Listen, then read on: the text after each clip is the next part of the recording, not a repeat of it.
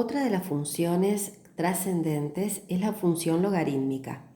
La función logarítmica se define de la siguiente manera: y es igual al logaritmo en base a de x. ¿Qué condición tiene que cumplir a, la base del logaritmo? Bueno, la base del logaritmo, la única condición que tiene que cumplir es que sea un valor real positivo, pertenezca a los reales positivos y no tome el valor 1. Esta condición, si ustedes la comparan con la condición anterior de la función exponencial, es exactamente igual. Solamente que ahora no hablo de k porque en la teoría nosotros analizamos la función logarítmica más simple, que es donde la función es igual a la operación logaritmo en base a de x. ¿Qué característica tiene esta función?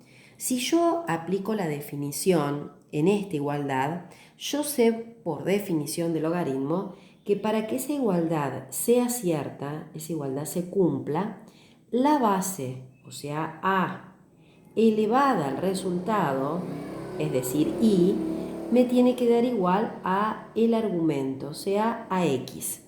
Entonces, si yo a esta igualdad que acabo de encontrar la comparo con la expresión que nos aparecía en la exponencial cuando k era igual a 1, que me quedaba igual a la x, yo voy a observar que la condición que acabo de remarcar para que se cumpla la definición de logaritmo con respecto a la función exponencial son dos igualdades en donde la x y la y están invertidas entre sí. Por ese motivo, yo digo que la función logarítmica y la función exponencial son funciones inversas.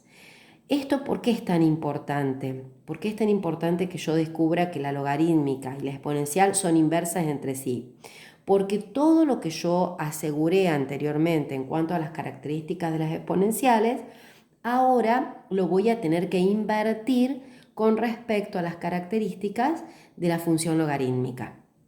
¿Cuáles son las gráficas que me pueden aparecer? Me aparecen nuevamente hipérbolas, solamente que así como anteriormente eran asíntotas al eje x negativo y positivo, ahora yo voy a decir que la función logarítmica cuando la base es mayor a 1, por ejemplo, igual al logaritmo en base 2 de x, ahora va a ser asíntota ¿a quién? Al eje y negativo.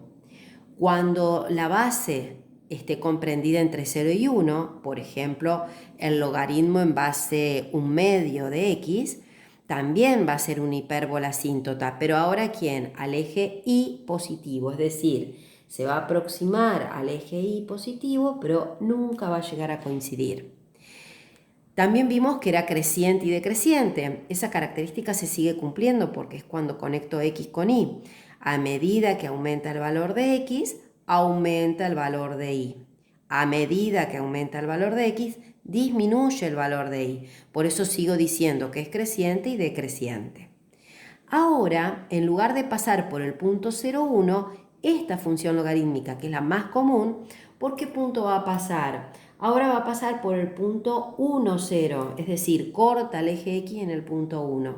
Lo mismo que cuando la base está comprendida entre 0 y 1. Y con respecto al dominio y a la imagen, también se van a encontrar invertidos. ¿Cuál va a ser el dominio de esta función? Van a ser los reales positivos.